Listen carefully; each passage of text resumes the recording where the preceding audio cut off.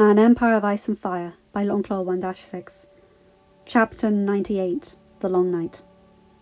Unfazed by the howl of wind as it slammed into her face, Arya Stark Baratheon swung cat's paw, blade slicing across the front of a torn-up wight, delivering the death blow.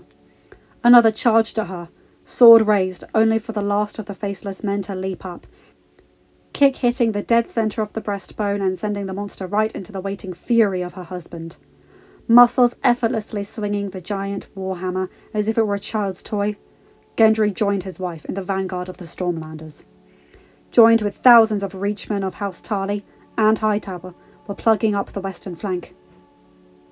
The army of the dead was relentless, barely 2 minutes passing before they had crashed past their murderous losses to hack and claw at the lines of the living. Warhammer cracking open a ribcage, Gendry shouted his encouragement, urging his men to stay firm, bringing their swords and spears to bear as the dead crashed into their shields. Against the stakes and staves, sprawling up from the trench that housed thousands of writhing and grasping to emerge. The blocks of men-at-arms rippled, withstanding an onslaught from a mass of thousands before forcing it back, steel and dragonglass slicing through the bitter cold and swirling snow. Arrows emerged out of the blackness, thinning out the dead into a growing hill of corpses, forms tumbling and tripping up the charging beasts behind. Stabbing ahead with her new sword, the dragonglass coating extinguishing yet another pair of blue eyes, Arya heard the hand cannon fire into the horde, only for the cannoneer to grunt as a tossed sword, blade rusted with age and exposure, stabbed into him, immediately taken down by the snarling Lady Baratheon. Catspaw claiming yet another victim. She snatched the dwarf cannon tucked into the trooper's belt, stuffing it into the tuck of her own trousers. Screams of the wounded mixed with a howl of the dead, blood and bodies carpeting the ground before the great castle of the Kings of Winter. The bitter cold and harsh winds only added to the maelstrom of shot and shaft that the combined power of the Targaryen Empire brought to bear against the scourge of death itself. Packed mass of blue eyes, vaporized before the Imperial army. It was almost like Last Hearth, only magnified further in scope and scale. The dead crashed into the field of dragonglass shards, sharp points ripping the sentience out of the corpses, only for the next behind them to charge harmlessly thanks to the carpet of the destroyed first line, charging into a charnel house of firepower. Unlike at Last Hearth, the Imperial army refused to hold back. Thousands of bowstrings sending a cloud of black arcing through the air, taking on the fury of the heavens as they stilled, plunging downward to bleach the blue out of countless dead. Cannons disgorging every ounce of shot they could, sheets of flame from hand cannoneers mowing down further dead like a scythe. Dragonglass, be they shards, arrowheads, bullets or shot, pierced the wights, even a single contact felling them instantly. Waves of blue orbs gone forever into nothingness. Trebuchets unloading massive stones, each ploughing through dozens. Even this surge of firepower couldn't stop the dead, ordered forth by their walkers in a crazed, ignorant charge.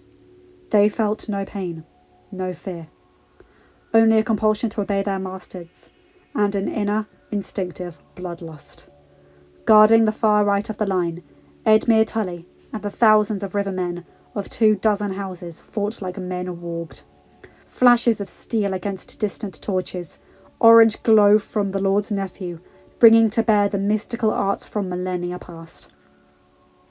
Sword-tasting flash, an image of Rosalind and Axel passed through his mind, reminding Edmure of what he fought for. Unleashing a harsh scream, mimicking the winter's gale all around him, he leapt upon a massive wight, sword going straight for the heart. None fought harder than the Emperor. Longclaw tasted the flesh of hundreds. Jon threw himself into the thick of the battle. The flaming blade cut and scorched, oftentimes using his body and fists, caving in skulls and ripping torsos in two. Fighting alongside were his faithful Stark blood, twirling chains and smashing flaming flails into wight after wight, Benjen taking on enemies 10 to 1. But who surprised Jon the most was Bran, covered in an orange glow, using his blade of pure mystic energy to slice and burn any enemy in reach. But it wasn't enough. "Light the trench!" John screamed as another volley of arrows smacked into the ground. "Light it!" They'd be overwhelmed otherwise. "I got it, brother!" He looked at Bran, who lifted a sliver of wood in his hand. A torch.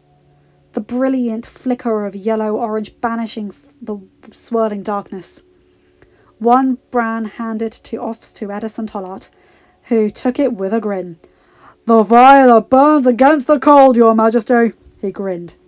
John grinned back, words forming in his mouth that harkened back to a time long past, to a different John. "Night's watch, with me!" He heaved Longclaw in the air just as Bran slammed his fists into the ground, a wave of energy shattering 36 wights. "Protect the Lord Commander!" The survivors of the Night's Watch, veterans of Hardhome, Castle Black and Last Hearth, formed a wedge formation. John, Benjen and Bran as the tip of the dagger, while Ed was nestled in the centre. Racing forward, fighting off wights that slipped through Bran's waves of energy, burning thunder that immolated the dead where they stood. "Go! Get them to the trench!" screamed Benjen, cutting down 2 wights to clear a path for the ranger turned Lord Commander. Ed jinked and weaved among the still and writhing bodies. "Stand back, boys!" Ed snarled, darting forward with a small gap to toss the torch in, not seeing the black cloak and grey pallor emerging out of the howling snow. "No!" With a shout, John leapt forth with Longclaw, trying to skewer the wight. It was too late. Benjen yanked him back by the straps of his armour before he could get himself killed. Blood spattered Ed's leathers as the wight drove its weapon through his chest. No pain, just a sudden thud. The Lord Commander's face went white with shock, as he looked not at the sword protruding from his middle, but from the face that did it. "Gran!" The bubbling blood from his mouth sprinkled onto the battered face of his friend and comrade. Torch still gripped in his hand, Ed wrapped his other arm around Gren's form, staring into the glowing blue eyes. "See you on the other side, brother." "Ed!" Only Benjen and Bran's firm hands kept John from racing for his former brother. Edison Tollart heard himself, the corpse of Gren, and the torch into the wildfire-soaked trench. The next thing he knew, he was knocked back by the immense shockwave. Catching the massive flash of white and green, the Night King felt the heat even from the distance. "Put down the flames, commanders," he ordered. Over a dozen worried thoughts quickly followed. "Great One, the bowmen continue to unleash dragonglass against us." All were interrupted as the Imperial rockets fired a massive broadside into the air. Yellow-white streaks of projectiles arcing high, leaving bright trails of smoke and flame in the night skies, both beautiful and fearsome, before slamming into the lines, incinerating further hundreds of their bottomless well. "Doesn't look like I fucking care," he thundered, Valthrax choosing that moment to let out a demonic roar. "Extinguish the fucking trenches before I rip your fucking eyes out one at a time, so you bitches can watch it happen." His queen just watched him with a quizzical brow. "Perhaps you should have stuck to our strategy." "When Winterfell is ripped down to its last stone, and we stand among the blue eyes of all those Targaryen held dear, none of this will matter." She remained sceptical. "Whatever you say, my king." Line break. "I can barely see a thing!" Rickon exclaimed, spitting in frustration. The swirling snow clouded his line of sight, exacerbated by the smothering of the massive fires. Already his men had expended over a quarter of their stockpiled dragonglass arrows. Robb had given the order that they need not worry about anything other than killing the dead. But the swarm just kept coming, even with the furious fusillades that launched against them. "We need more arrows!" he yelled at the quartermasters below. "You already have all we fucking have!" screamed the reply. Cursing the vilest of obscenities under his breath, Rickon nevertheless turned to the murky glimpse of the battlefield half a mile out. He had to do something. "Light incendiaries!" If the wildfire had already burnt out, then there was no need to hold back the fire. His bowmen drew out the pitch-tipped wooden shafts. Look! Thousands of flickering flames danced in the night, strings drawn back. Loose! It was chaos. Whatever reprieve from the wildfire was for naught, when the walkers brought a swirling tempest of ice and snow upon it, snuffing it out and opening the door to 100,000 dead to descend upon them. Longclaw must have decapitated a corpse after corpse, all to no avail, to stem the tide of death threatening to rip through whatever cohesion the living had left. Dragging a bleeding wildling towards the main line, John suddenly flung back as a giant kicked him with its massive legs. Coughing, shaking his head furiously to regain his bearings, the Emperor heard the great beast bellowing a piercing scream, spearhead in the frenzied charge across the section of the breached trench. A wight tried to take advantage of John's disorientation, but Ghost snarled as he ripped it apart. John managed to rise and join his direwolf as hundreds of flickering lights plunged from the heavens above them.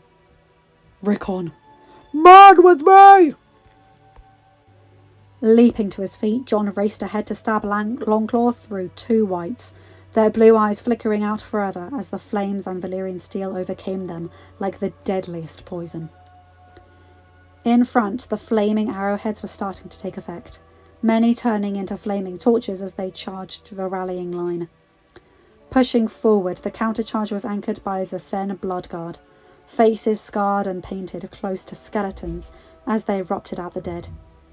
Three wights tried to leap on Magnar Sigon of the Thens, only for his castle-forged battle-axe to decapitate them with one swing. More numerous Essos auxiliaries, whatever unit cohesion long since evaporating in the face of the undead horde, added their spears and short swords to the mix, only for the giant to crush them like wooden figurines. The massive form covered in both red, orange and green flames from wildfire-soaked furs. Cannon shot at point-blank range essentially putrefied the corpse's hips and lower abdomen, sending it to the ground decapitated in two, but not before a breach had been cut deep through the lines to allow the dead to pour in. John, Benjen and Sigon left the Thens in the patched gap, but 200 couldn't stop the thousands. Each swing of the sword or axe left tired the living, while the dead knew not fatigue or pain, just kept coming, until each warrior was overwhelmed by teeth and claw. Chains twirling, crushing skulls of over a dozen, Benjen nevertheless was forced to slam his boot into the centre mass of a wight that got too close. We won't be able to hold them much longer!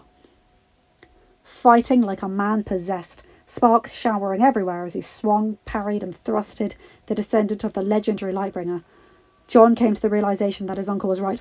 Rhaegal, Balerion, my daughters, come before we die! A thunderous volley of hand cannon thinned out the swarm, but for each wight that fell, another 10 were charging across the smothered trench. Suddenly the chill grew even greater.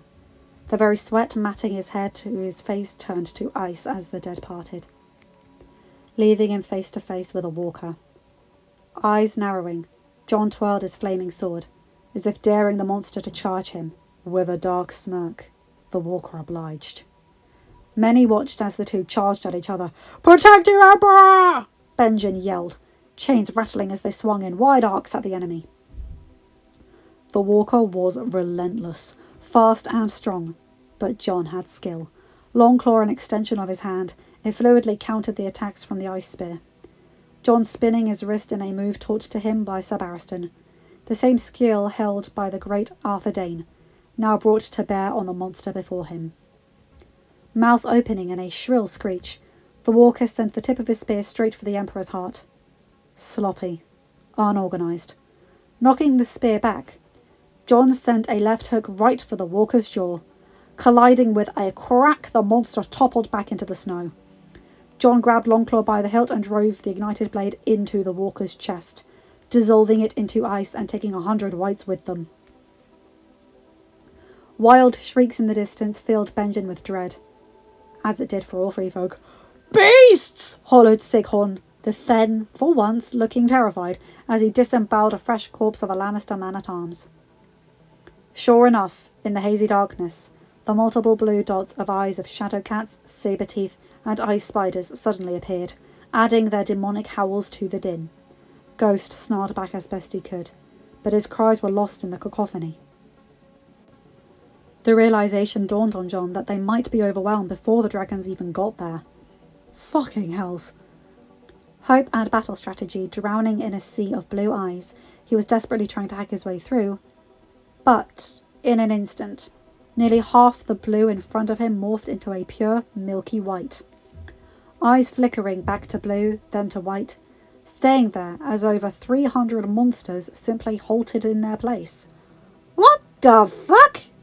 he heard someone exclaim, some left without enemies while others mere yards away from coming into the fight. A flash of orange next to him told John all he needed to know. Mind engulfed in a wave of pain, the Night King fell to his knees, hands clutching his head as he fought the threat, fought the intrusion into even the most remote corners of his psyche. It only lasted for a moment, but left him even further enraged. A presence he had last felt under the great heart tree. A presence as strong and impactful as Soren Targaryen's. Bran sent a wave of heat through his hand, incinerating the chest of the skeleton charging him, the power driving him forth like a raging storm. Blade leaving the body sliced apart, even as his mind walked into hundreds, commanding the minions of death onto the others, the blue-eyed dead taken completely unprotected by the hands, swords and jaws of the frenzied attack. A charge of energy burst from Bran's hands. Felling further dozens, Mira drew back her bow beside him, arrow after arrow from the Daughter of Greywater Watch piercing the heads of the dead, joined by the Emperor as the line began to patch itself up. But the rally crashed upon the rocks, Bran's single-handed hold of the line collapsing as something icy stabbed into his soul. A force of pure cold enveloping him, fighting to sever his connection to the Whites. The Night King. So he gave his powers to my descendant, did he? The malevolence seeped into his mind, slamming against him like 1,000 fists. Bran drawing from the well of power gifted him by the gods themselves to force it back, just as the last of the turned Whites were ripped apart by the blue-eyed men and beasts. He tried to force his mind onto other Whites, but found the Night King repulsing each attempt against his power, greater than anything Bran could muster. Our gods divided their strength between myself and Jon, while death only has one disciple, he thought as his powers turned to rescue himself from the Night King's assault. Only for the gods to force them apart as an intense heat seared the ground in front of Bran, almost knocking him out. Out of the inky black abyss above came the great orange-red jet of flame, detonating against the ground in a cloud of smoke and dragonfire that incinerated all before it into ash and vapour. Balerion's wing beats mixing with the roar of Rhaegal to boom across the battlefield. Stunned silence morphing into cheers and battle cries from the beleaguered living.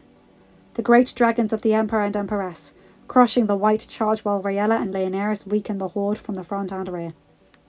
All 4 dragons bound hot with the combined power of old Valyria. Wanting to cheer alongside them, Ron held it back, waiting for Sansa and Marjorie to let loose the signal. Boom! Boom! Retreat!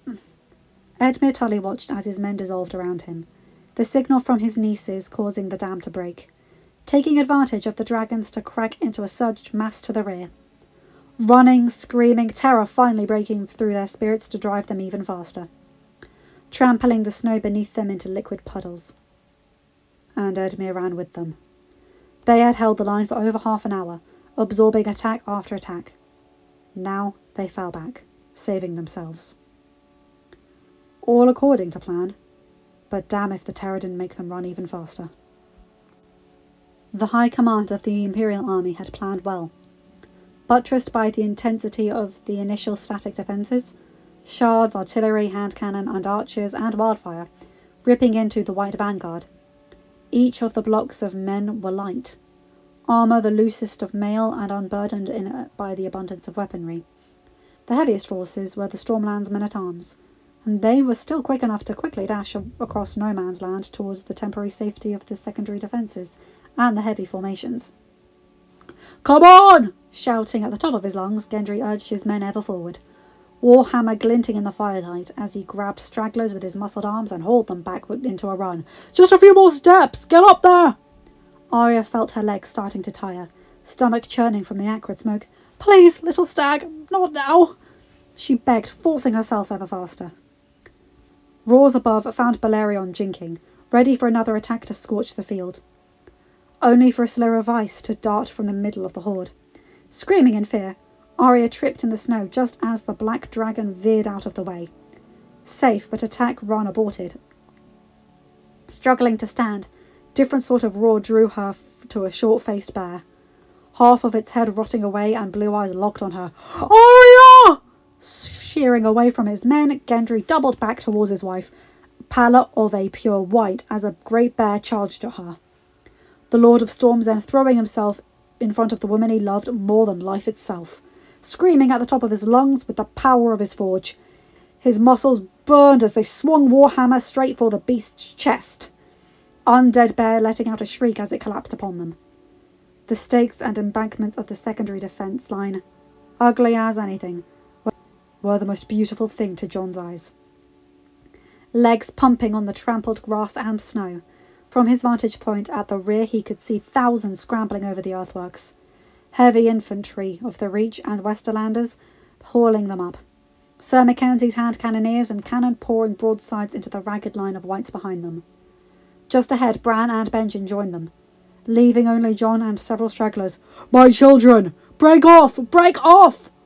The Emperor felt his heart unclench as the shrieks of dragons grew faint, the winged shapes disappearing into the clouds. A force slammed into him from behind, knocking him aside like a rag doll. Rolling onto his back just yards from the first staves, Jon hadn't had time to catch his breath before the saber-tooth was upon him, dagger-like teeth bared and ready to sink into his flesh. Claws harmless as they scratched against his Valyrian steel breastplate, Jon brought Longclaw to shield him, sword pressed against the saber-tooth's neck, spreading its flames as his left-hand glove burned away, breasting against the searing flames of the blade, hand untouched. As the flame started to weaken the cat's strength, jaws slackening in an almost pained scream, Jon watched as Ghost slammed his head into its side, tossing the beast to the side. One swing of Longclaw sent the blue glow of the eyes fading into nothingness. Below his feet, the Emperor could feel the very ground shake as if mere floorboards. Ghost howled. He smirked. "Keep going, men! Cavalry's coming!" Line break. "I don't like this," breathed Jon Royce, shivering beneath his plate armour. The steel had absorbed much of the icy weather, only the thick wall garrison beneath managing to give him, or any of the knights for that matter, any comfort from the harsh cold. "Black magic!" Softly caressing his horse, Lyle Crakehall whispered calming words, trying to keep the stallion calm and content, even in the inhospitable climb and tension. "Those fucking monsters are the black magic, Royce." The strong boy didn't much care for form. Chivalry, yes, but not form. "This is the bitch that brought the Emperor back to life. That's worth fucking something." Fully armoured, ready for one last glorious ride in this whole damn war, he turned his eyes to the red woman riding before them. "How much longer, my lady?" Red eyes boring on him, on Royce, on the thousands of cavalrymen of the Westerlands, and the Vale, lined up on the quiet plains to the east of Winterfell Castle. "The night is dark and full of terrors, Lord Crakehall." After years of hearing such from captured members of the Brotherhood without banners, from the throats of the random small folk around his keep that belonged to the faith of R'hllor. For the first time, Lyle Crakehall believed it. "Present your weapons." Glancing at Royce, the older man shrugging, Lyle lifted his lance. "Man, present your weapons!" He winced as the roar of hand cannons were met with a collective tens of thousands of dead. If any man among them hesitated, none did now. Lances, swords, long axes, maces, flails, all were raised high, waiting for the red woman to work her magic. Closing her eyes, Melisandre reached out and grabbed Lyle's hand. A warmth poured from her palms, almost calming for the Westerland's knight turned High Lord. High Valyrian tumbled from the Red Woman's lips, growing in volume, in tone, in sheer strength until the chant resonated into the night. And Lyle nearly fell off his horse as the tip of the lance erupted into flame. A bright yellow-orange that banished away the night. It rippled out from the commander of the Westerlanders, her heavy cavalry, first to Bronzion, then across the entire line of mounted knights, their dragonglass-coated weapons igniting one by one, until each and every one held the tools in their hands to banish the dawn. Such a sight carried on in the western flanks. Tens of thousands of light Dothraki screamers found their dragonglass araks catching fire in the same manner as their counterparts from Westeros.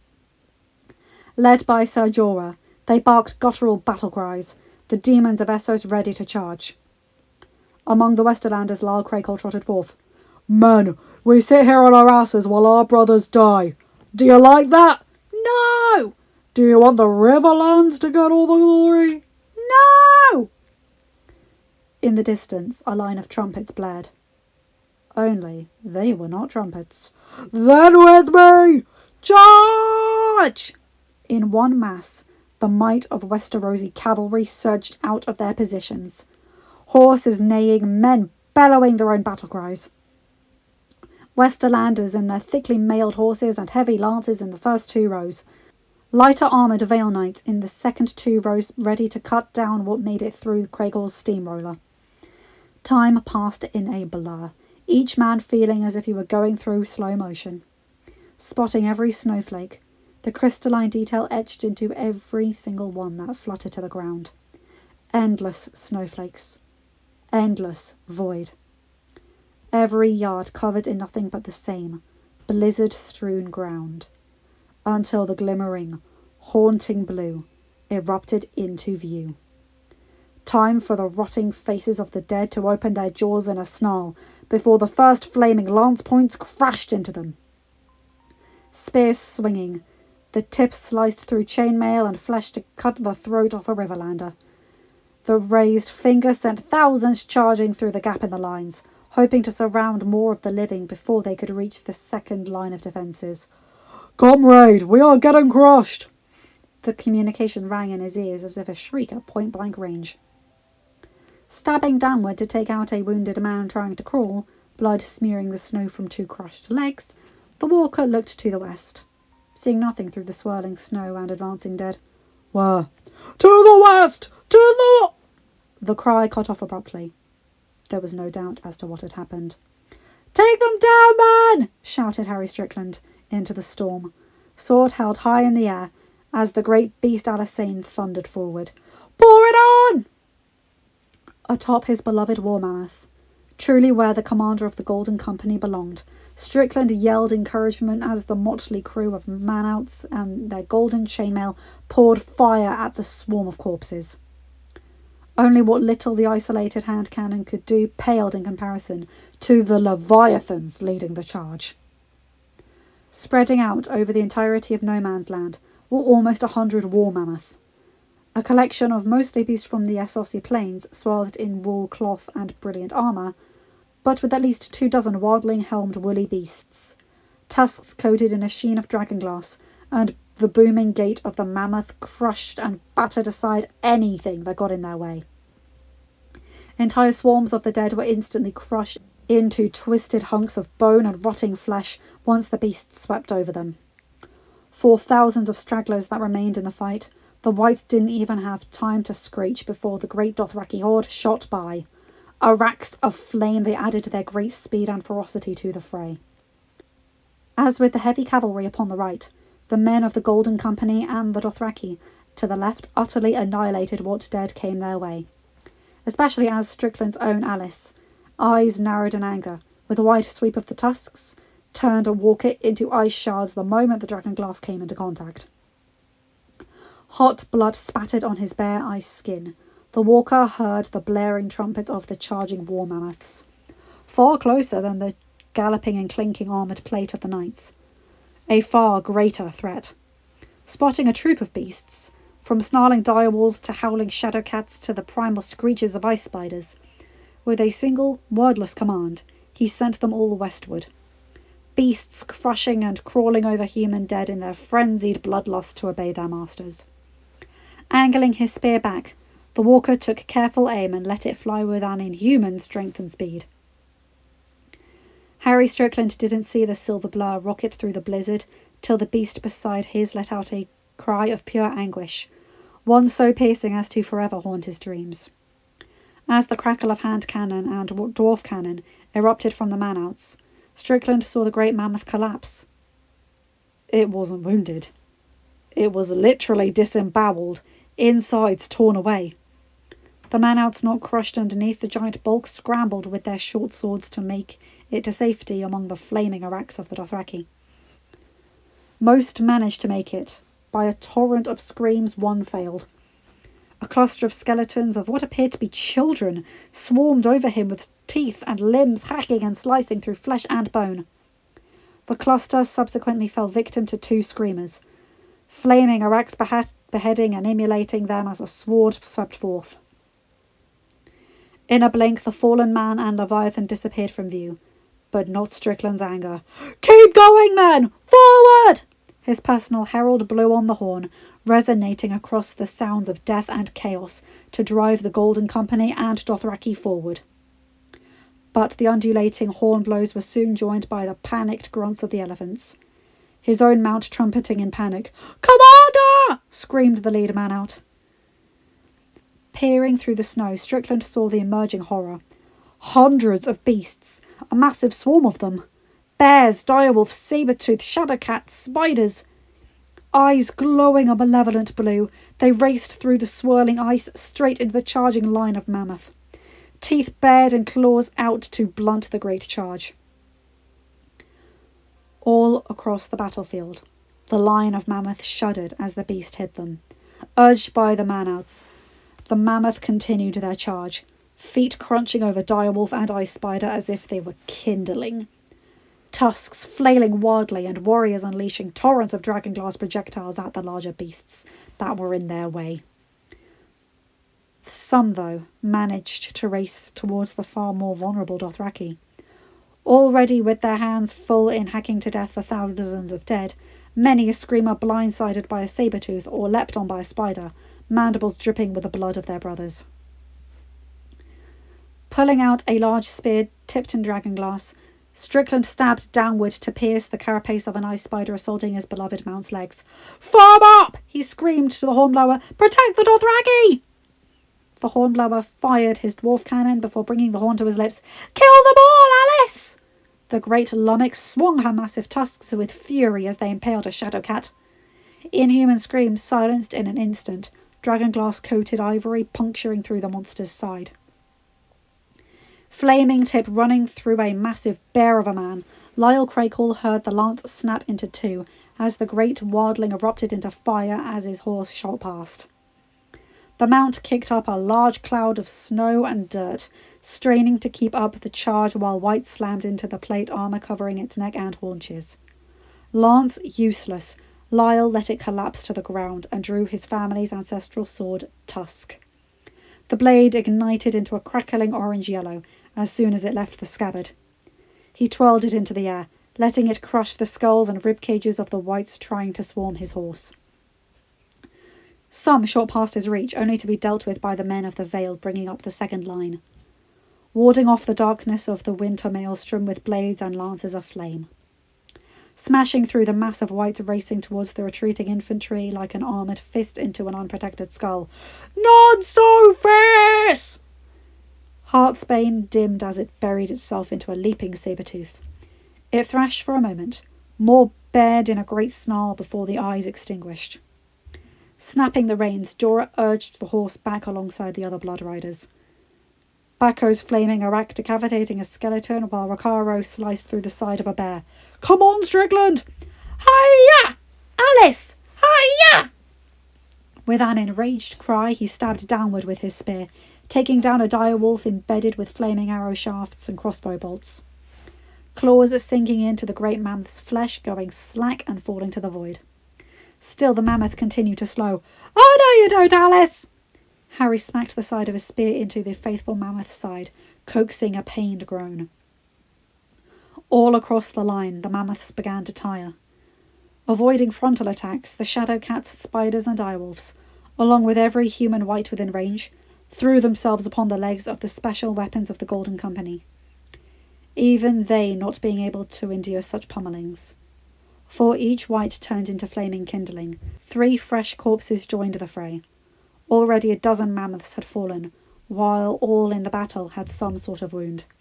"Pour it in!" screamed the general, motioning for another 2 walkers and their detachment of reinforcements, including 5 undead giants. "Destroy them!" Giants roaring, the rest of the beasts charged, walkers directing the wights eastward to slow the heavy knights. The general in charge couldn't help the dark smirk as he raced beside the giants. If the mammoth could be routed into the Dothraki, then the knights could be cut off and destroyed piecemeal. The Great One's lack of strategy could be rescued after all. Ramming the wad of powder and dragonglass into the barrel, Strickland fired the dwarf cannon into the curling mandibles of the monstrous spider. Hairy legs about to pull itself onto the basket atop the mammoth before the bullet ripped through flesh and hide. "Seven fucking hells!" At the madhouse scream, Strickland looked to the east and his face paled. All colour drained. Out of the swirling void of the blizzard came the swarm of wights and beasts, 5 undead giants and 3 white walkers in the van. With panicked trumpets, the will of the mammoth, having carried them through the greatest terror any man or beast could ever experience, began to break. Already the last of the infantry raced into the place, far less than had sallied forth with their emperor in the exultant glory of the pre-battle hype. None returned with glory in their hearts, only with the shell-shocked 1,000-yard stare of hardened veterans. Indefatigable, joined by further waves of dragonglass arrows, the hand cannoneers blazed pure fury at the oncoming wights. The waves were thinning. All could hear the trumpets of the mammoth and the rumble of tens of thousands of horses upon the field. And all prayed that the cavalry would succeed upon this day. Holding the front, Bran Stark buried his sword into a snarling wight, orange blade ripping through the monster's torso and shoulder before his left uppercut left another attacker. Mystical energy coating his body, leaving searing burns upon any corpse that touched him. A wave of the hands sent a wall of energy around nearly a dozen, the wights running into it and nearly disintegrating before his very eyes. Twirling the ethereal blade in hand, Bran waited for the next target, only for his senses to alert him to the threat of the north, of the most important opponent of Jon's plan. With only a split second's thought, Bran knew what he had to do. "Mira!" Looking up, she locked eyes with her lover. Bran smirked softly, meaning obvious upon the orange glow of his face as he knelt in the snow. Quickly she tapped Hodor and Beric on the shoulders. "Protect Bran!" she screamed, an arrow flying from her bow into a white eye just as Bran's eyes fogged over in a brilliant orange. Yet another of the great mounts, Manhout's dead and finally succumbing to the indefatigable strength of the 5 shadow cats and 3 ice spiders. Hide sliced by hundreds of cuts into something unrecognizable. Pained shrieks cut short as an undead giant snapped its neck. Strickland heard Alice scream a terrified trumpet. Already many mammoths were beginning to return in panic, overwhelmed at the bloody frenzy of the wights. Many Dothraki shouted their terror as the beasts were driven to madness. But suddenly, the yelps and cries of the great mammoth all ceased. Even the walkers stilled, Sinyamo's general's glow faltering as the eyes of the Tusk's foe fogged over a brilliant white. And then Strickland heard it. A bellowing trumpet of grim purpose, of bloodlust and rage, chorusing from each surviving pachyderm. In one single mind, they barreled back into the fray at top speed. Furious, frenzied, pulled forth in the same blind control as the monsters they battled, crushing and blasting a path in all of their way. Atop his horse, Jorah hadn't seen anything like it. His oar didn't last long. "Forward!" Good! He screamed, heartsbane crackling as it guided the horde forward. Gripping the side of the castle in order to keep upright, his hornblower, not so lucky, falling on his ass, Alice crashed into a giant like a beast possessed. Tusks tearing through decaying flesh, the giant roared, fists balling to crash into the mammoth's head. But a blaring defiant trumpet rang out, milky white eyes unperturbed as Bran kept the mammoth going. Pushing the giant further and further, blows starting to weaken. Strickland, regaining his balance, levelled the spear and slammed it home, the dragon glass piercing the giant right above the left eye. Now limp, the giant's body fell to the ground. The mammoth climbed over the corpse as it continued the final charge with the rest of its herd. In the distance, through the swarm of wights, Strickland could see the fluttering banners of the Westerlands. He allowed himself a relieved grin. They had made it. Eyes beginning to falter, Bran shook, nearly keeling over. Both whacking another arrow loosed at the dead, Mira noticed and ran to him. Bran! Bran! The orange glow faded and Bran's gaze returned, twinkling with pride. The jaw had swung shut on the first wave of the army of the dead.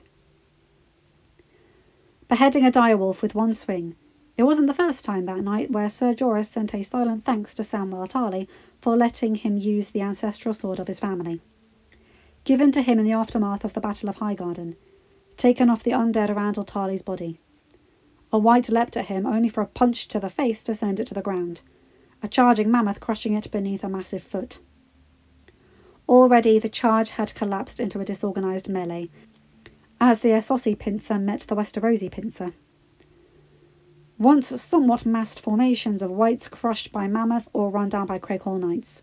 Dothraki and Valemen sheared off to guard the perimeter, where Jorah was now. Taking on the wights still leaping over the smouldering trenches, Heartsbane clanging against rusted steel and chopping through bone as he engaged, sometimes just darting by and turning a wight after wight into a torch. Jorah cracked the reins of his horse, sending him heading for a bear engaging 5 screamers at once, nearly fully on fire, but its thick hide enough to resist the inferno that would have felled an inhuman wight. Valyrian steel buried in its back did the trick, though. Didn't manage to save one of the Dothraki, coughing blood as he fell from his horse, light leaving his eyes. Ser Jorah! The former Lord of Bear Island turned to see the blood-smeared armour of Lyle Craighall, lance abandoned and clutching his sword. We've pressed our luck too much. Gonna cut out in the open if we wait too long. Boom! Boom! Well, it was out of their hands now. Egaya! Egaya! Slowly, surely, the Imperial cavalry began to wheel around, galloping back to where they came. Dragons banking in one last attack run, scorching the trenches to provide them cover. Leaving the plains of Winterfell quiet once more, awaiting the next move to come from the Wolfswood. Line break. Even with the howling storm brought forth from the heavens, the Night King could see the entire vanguard of his army being gutted before his very eyes. Fists clenched, the sword in hand crumbling into mere ice crystals. So enraged was he. More. Great One? Asked one of his generals. Send in more! Overwhelm them until the castle is ripped apart brick by brick. The resounding crack echoed in the din, all falling silent as the Night Queen withdrew her palm from the Night King's cheek. Send me in. Scowling in frustration, the Night King was silent, shocked by his queen's audacity. Did she actually slap him? Scowling in frustration, the Night Queen pointed to Winterfell.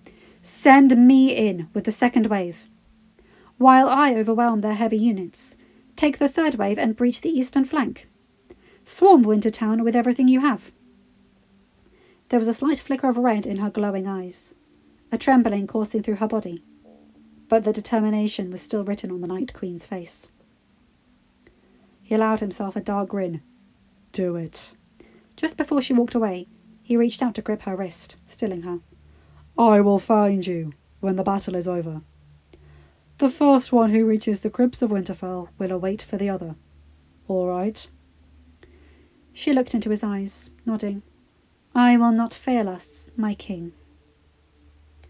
Watching her walk off, the Night King formed another sword for himself, enchanted ice materializing from thin air. "What shall you do, Great One?" Once again, he looked out at the great castle, the home he had founded for House Stark so long ago. The place closest to his living heart. It was only fitting that it would be the site of his greatest triumph. "It is time I join the fight. Finish what I started when this all began." He stepped into the nearest snowdrift. "Valthrax, come!" Hearing a far-off roar, Jon narrowed his eyes. "He's coming." It was the time. "Rhaegal!" His own dragon added his roar to the mix. Inside, the fire was screaming. The Night Queen slammed her fist into her chest, quelling the searing heat with a gust of cold. Alone, the snarling mass of corpses following far behind, she trudged into the snow. Ready to wipe off the face of the earth everything and everyone Daenerys Targaryen held dear. Only then would the fire within her die. "Not if I kill you first!" The fire roared in return. End of chapter. Hi guys. Oh boy, okay, that was something else. Bran walking the dead. The elephants and the mammoth's final charge. Just yes. Strickland loving his little Alice. Just yes. I know someone who absolutely adores elephants, so she would love this. Anyway, oh boy, okay, let's next chapter, shall we? See you guys. Remember to like, comment and subscribe. Bye.